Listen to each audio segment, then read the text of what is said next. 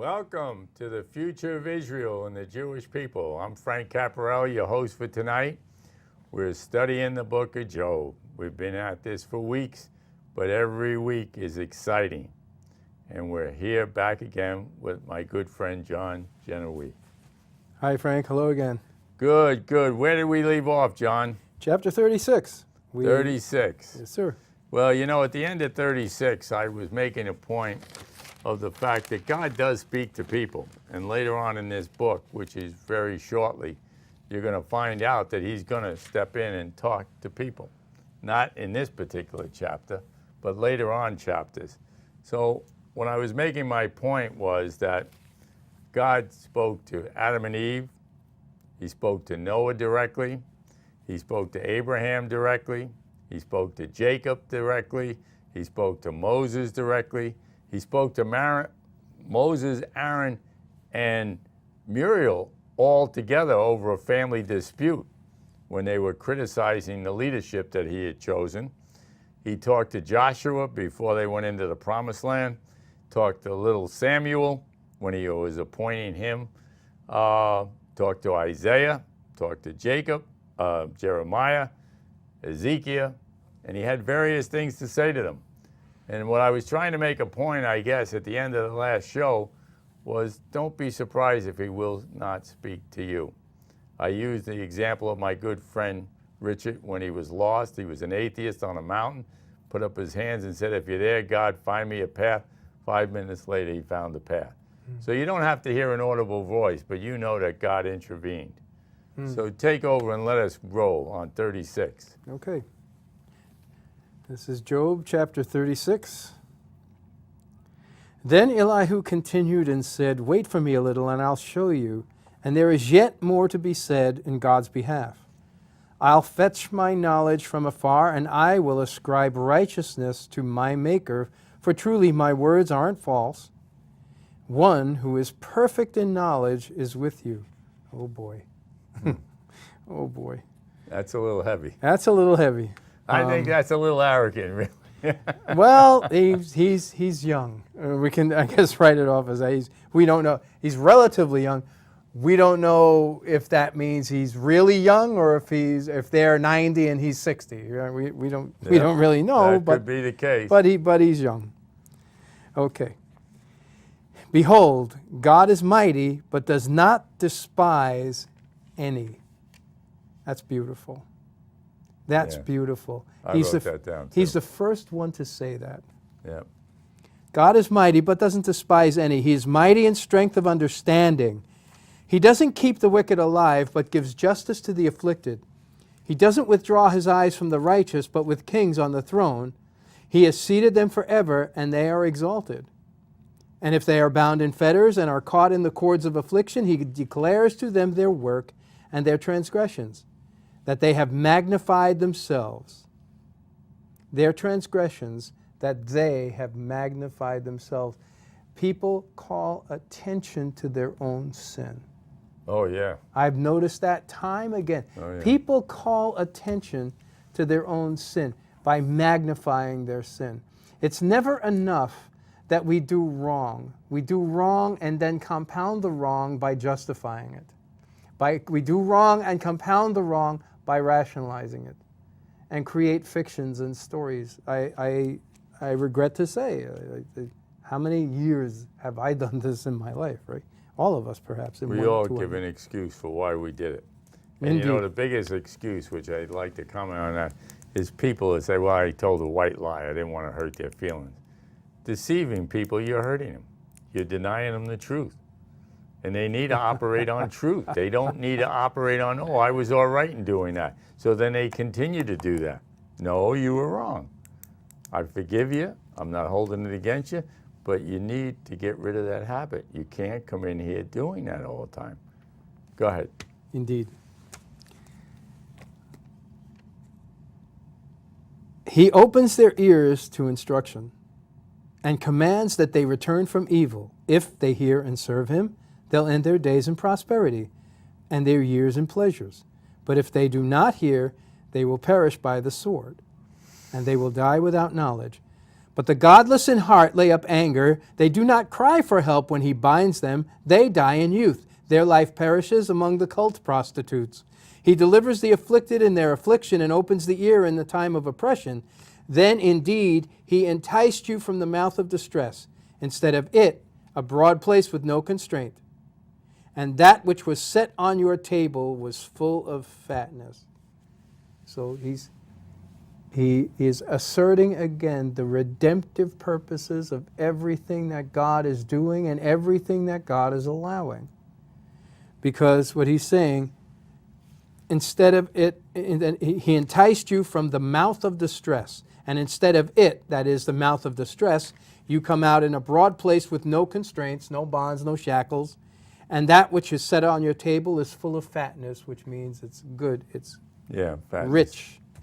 Is prosperity. But you were full of judgment on the wicked. Justice and judgment take hold of you.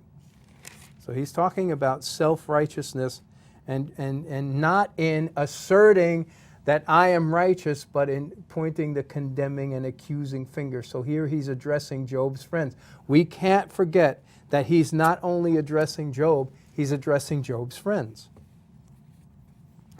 Beware that wrath does not entice you to scoffing, and do not let the greatness of the ransom turn you aside.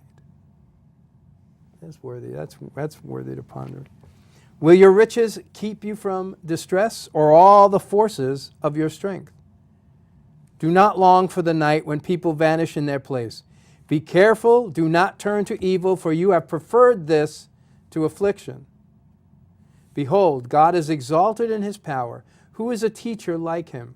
Who has appointed him his way? Who has said, you have done wrong to God? Remember that you should exalt his work, of which men have sung. Man, all men have seen it. Man beholds from afar. Behold, God is exalted, and we don't know him. The number of years, his years, is unsearchable. For he draws up the drops of water. Listen to the carry. Listen to how it changes. He starts to rhapsodize. This is my favorite part, I have to say. Well, enjoy it. This is my favorite. I can't help but enjoy it. And I apologize in advance if I go off here, but this is just the best. Behold, God is exalted, and we do not know him. The number of his years is unsearchable. For he draws up the drops of water, and they distill rain from the midst, which the cloud pours down. They drip upon man abundantly. Can anyone understand the spreading of the clouds, the thundering of his pavilion? Behold, he spreads his lightning about him and covers the depths of the sea. For by these he judges peoples and gives food in abundance. He covers his hands with the lightning and commands it to strike the mark. Its noise declares his presence. The cattle also concerning what's coming up. At this also my heart trembles and leaps from its place. Listen closely to the thunder of his voice and the rumbling that goes out from his mouth. Under the whole heaven he lets it loose, and his lightning to the ends of the earth. After it a voice roars, and he thunders with his majestic voice. He doesn't restrain the lightnings when his voice is heard. God thunders with his voice wondrously, doing great things which we cannot comprehend. For to the snow, he says, fall on the earth, and to the downpour and the rain, be strong. He seals the hand of every man, that all men may know his work. The beast goes into its lair and remains in its den. Out of the south comes the storm, out of the north the cold. From the breath of God ice is made, and from the expanse of the waters is frozen. Yep. Also with moisture he loads the thick cloud and disperses the cloud of his lightning.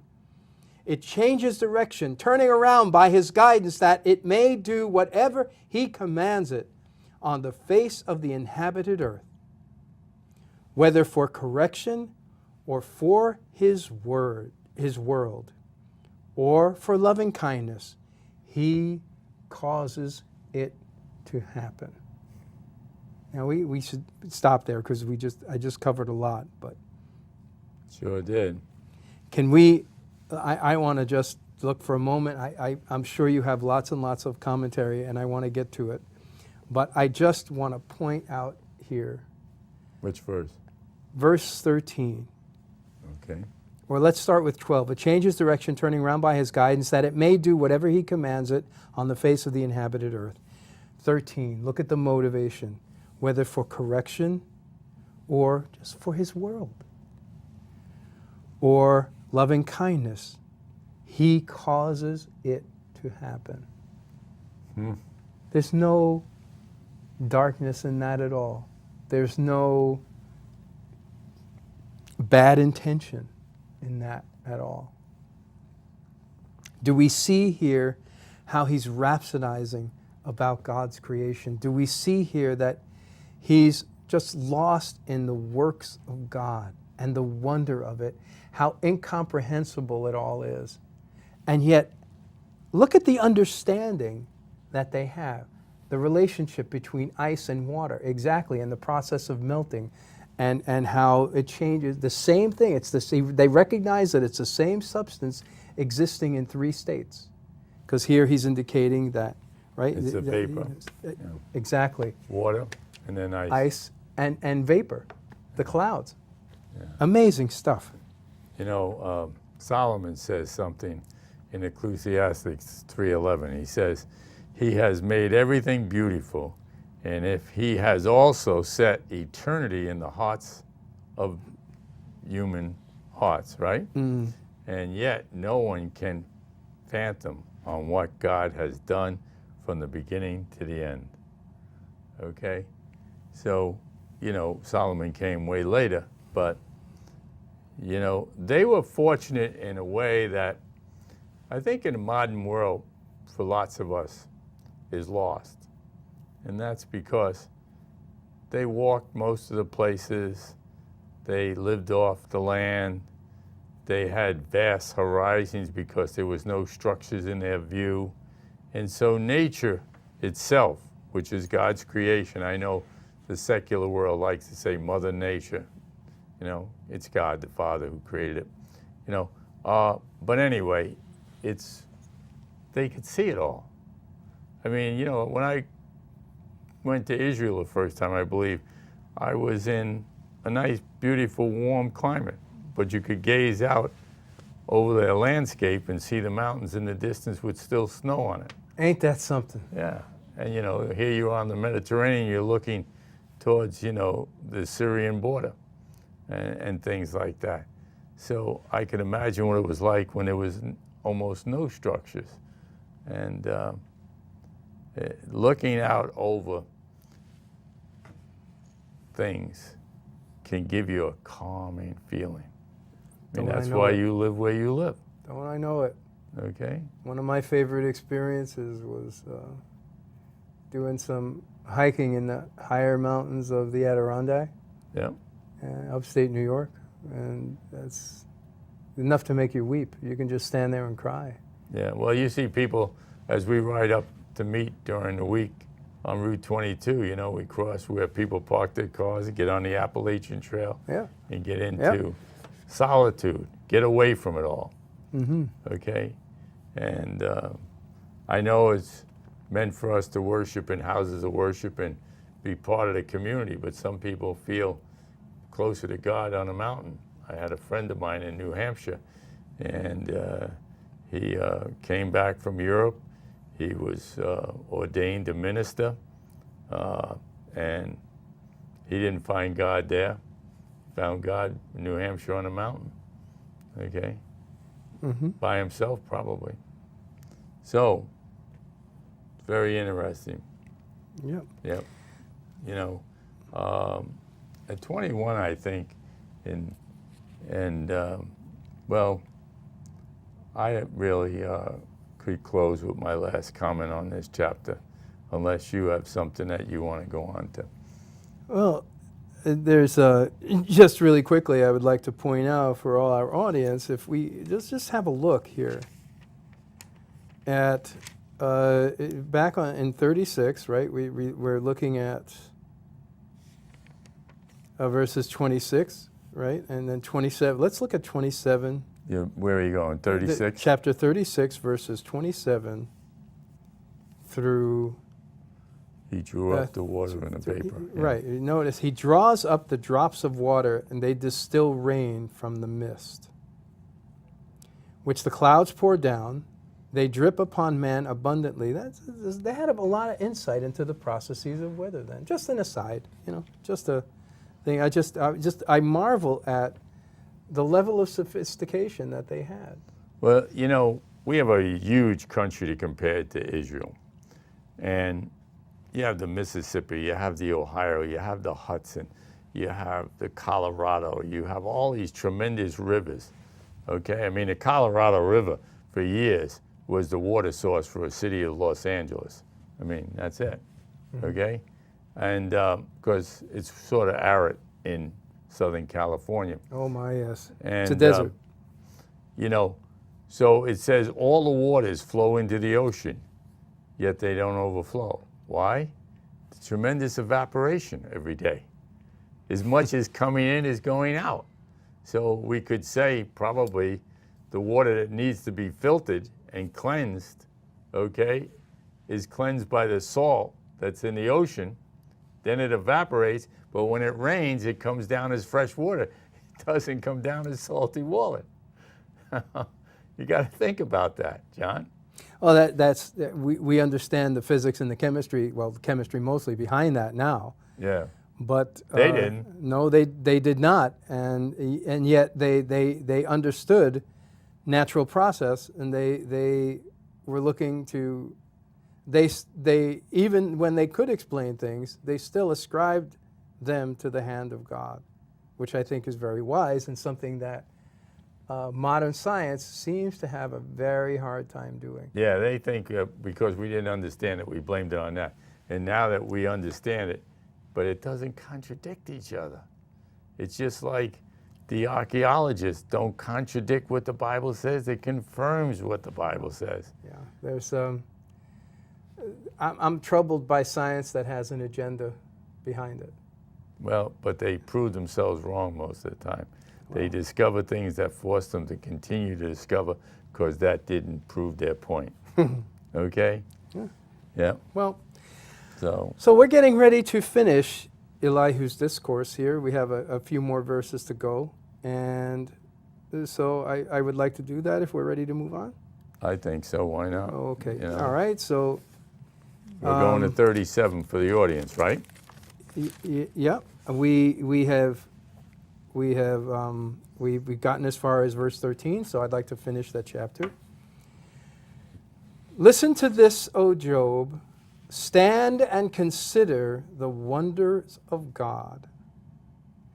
Do you know how God establishes them? Now, I'd like to just engage the audience here. Let's remember these words very carefully of Elihu's, because we're going to see when it's God's turn. We're going to do a very instructive comparison of when God speaks to Job, which of the five does he sound the most like? Or rather, which of the five sound the most like God? And I want everybody to just keep that in mind when we finish chapter 37, and we'll go on to 38 probably in the next show. I don't know. But listen to this, O Job. Stand and consider the wonders of God. Do you know how God establishes them and makes the lightning of his cloud to shine? Do you know about the layers of thick clouds, the wonders of one perfect in knowledge, you whose garments are hot, when the land is still because of the south wind? Yeah. Can you with him spread out the skies strong as a molten mirror? Teach us, what shall we say to him?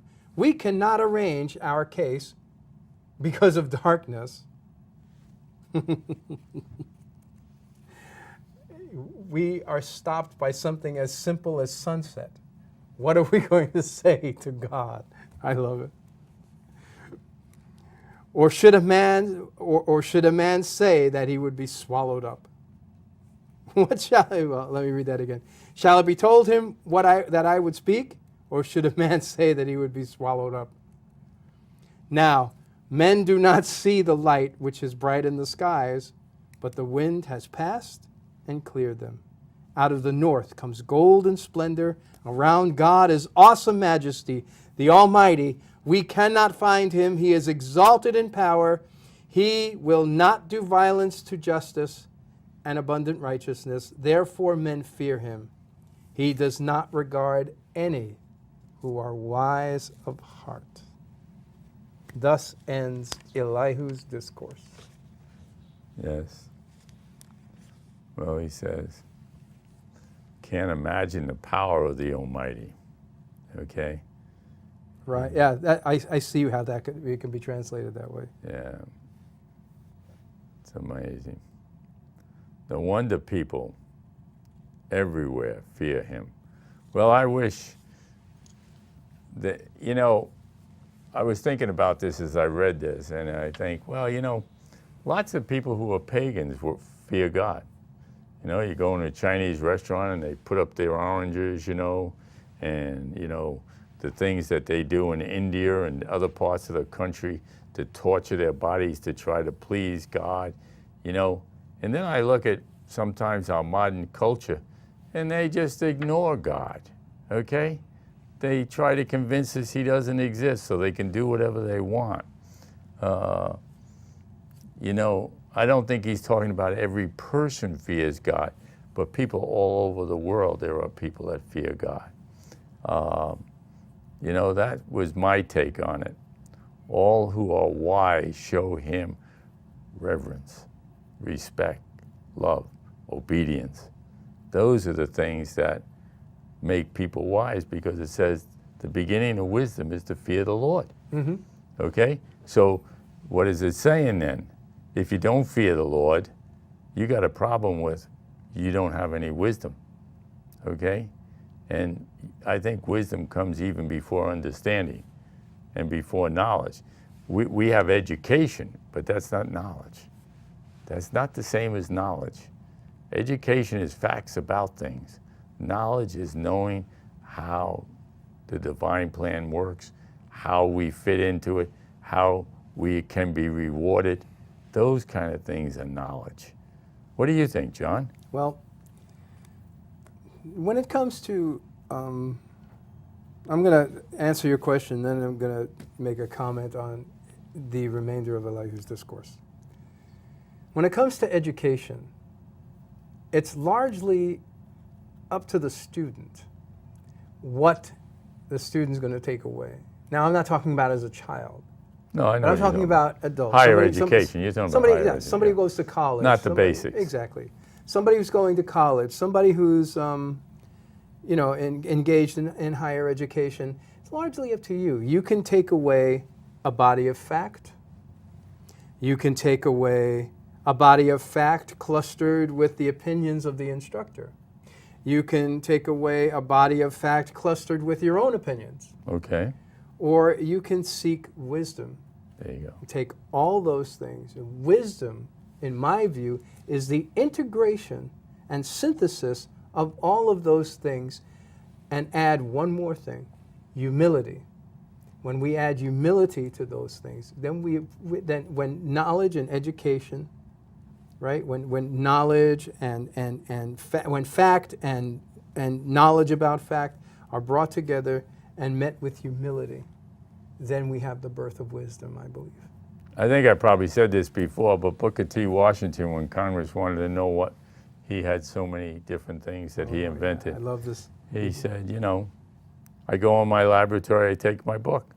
Well, what book do you take? He said, I take the Bible. That's all you take? Yeah.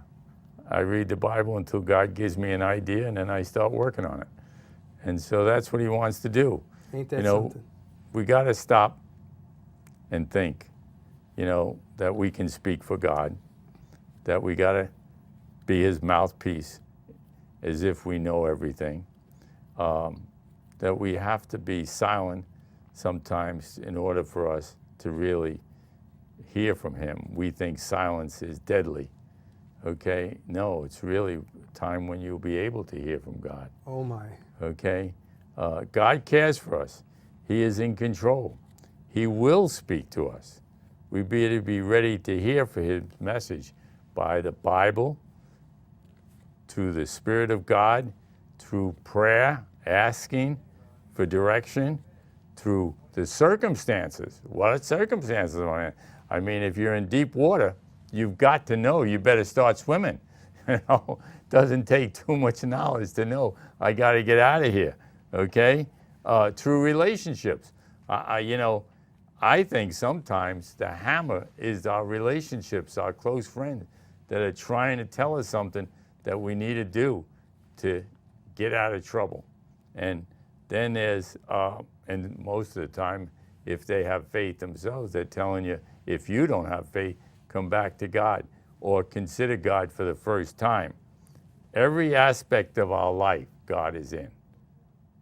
If you want God to be absent from your life, well, maybe the only place he isn't in it is in your sin. But, you know, even there, you know, we have an example with David and Bathsheba, okay? God worked it out, satisfied the situation, and brought it to fruition. From there, we got Solomon. Mm-hmm. Any other comment before we give our announcements? When wanting to hear from God, we do very well to pay careful attention to this, chapter 37, and verse 14, where he wonderfully says, listen to this, O Job, stand and consider the wonders of God. And he goes on to look at even natural phenomena, the ways of natural phenomena, how awesome they are. And begin to first open our minds to the fact that God is bigger than us. God is not like us. He is other. He doesn't have my hang-ups. He doesn't have my neighbor's hang-ups.